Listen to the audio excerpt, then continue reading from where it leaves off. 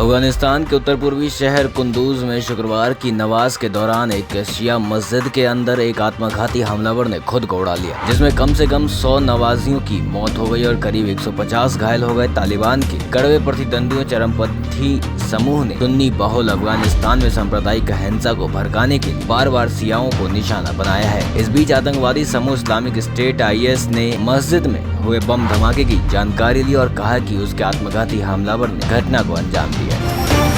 भारत और अमेरिका के वरिष्ठ रक्षा अधिकारियों ने द्विपक्षीय रक्षा साझेदारी और क्षेत्रीय मुद्दों के साथ साथ एक स्वतंत्र एवं खुले हिंद प्रशांत को बनाए रखने के लिए समान सोच वाले भागीदारों के साथ सहयोग बढ़ाने के अवसर पर चर्चा करने के लिए यहाँ मुलाकात की। पेंटागन ने कहा कि अमेरिका भारत रक्षा नीति समूह की 16वीं बैठक ने इस साल के अंत में होने वाले महत्वपूर्ण 2+2 मंत्री स्तरीय वार्ता की नींव रखी, जिसके साथ ही अमेरिका और भारत द्वारा प्रमुख रक्षा भागीदारी में एक नया अध्याय शुरू किया गया।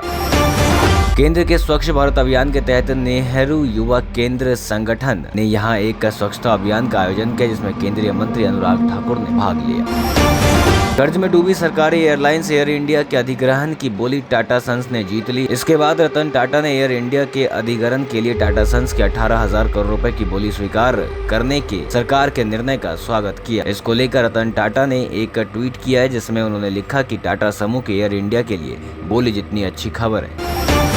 लखीमपुर हिंसा मामले को लेकर केंद्रीय मंत्री अजय मिश्रा के बेटे आशीष मिश्रा को लेकर लगातार बयानबाजी का दौर जारी है। आशीष मिश्रा को पुलिस द्वारा समन किया जा चुका है। उन्हें आज ही पुलिस के सामने पूछताछ के लिए पेश होना था, लेकिन वह नहीं हुए। वहीं कई बार फिर से उत्तर प्रदेश पुलिस ने केंद्रीय मंत्री अजय कुमार मिश्रा टोनी के आवास पर दूसरा नोटिस छपवा कर उनके बेटे आशीष मिश्रा को लखीमपुर खीरी हिंसा मामले में 9 अक्टूबर को 11 बजे पेश होने के लिए कहा है। इन सबके बीच गृह राज्य मंत्री और आशीष मिश्रा के बेटे अजय मिश्रा ने बड़ा बयान दिया है। देश ही नहीं, एशिया के सबसे रईस व्यक्ति मुकेश अंबानी ने एक और इतिहास रच दिया है। वो एलन मास्क और जेफ बेजोस के साथ दुनिया के $100 बिलियन की संपत्ति वाले अरबपतियों की लिस्ट में शामिल हो गए हैं। ब्लूमबर्ग बिलियनियर्स इंडेक्स के अनुसार मुकेश अंबानी की संपत्ति में इस साल $23.8 बिलियन का इजाफा हुआ है। ताजा आंकड़ों के अनुसार नेटवर्थ बढ़कर $100.1 बिलियन हो गया है। चीन लगातार ताइवान पर अपना हक जताता रहा है और इस बार तो उसने राष्ट्रपति ने खुलेआम द्वीप को कब्जे जाने का ऐलान कर दिया है। चीनी राष्ट्रपति शी जिनपिंग ने शनिवार को कहा कि ताइवान के साथ पुनर्मिलन होना चाहिए और इसे साकार किया जाएगा। उन्होंने कहा कि यह ताइवान के लोगों के बुनियादी हितों के अनुरूप है।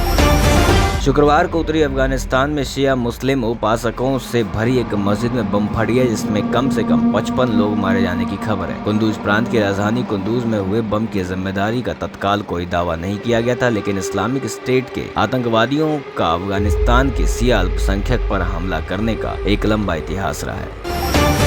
अक्टूबर का महीना मौसम परिवर्तन के लिहाज से बहुत महत्वपूर्ण माना जाता है। इस महीने में मानसूनी बारिश की विदाई शुरू हो जाती है, जिससे तापमान में काफी गिरावट देखने को मिलती है। अब की बार अक्टूबर में भी देश के कई राज्यों में मानसूनी बारिश का प्रकोप देखने को मिल रहा है। राष्ट्रीय राजधानी दिल्ली में आज सुबह से ही बादलों के बीच सूर्य की आंख मिचौली का खेल देखने को मिला। इस बीच भारतीय मौसम विभाग यानी IMD ने भी कई राज्यों में भारी बारिश की चेतावनी दी है। फाइनली टाटा ने एयर इंडिया के अधिग्रहण की बोली जीत ली। अब एयर इंडिया टाटा की हो गई। इसकी घोषणा निवेश और सार्वजनिक संपत्ति प्रबंधन विभाग DIPM के सचिव तुहिन कांता पांडे ने की। टाटा सन्स महाराजा के लिए 18,000 करोड़ रुपए का भुगतान करेंगे।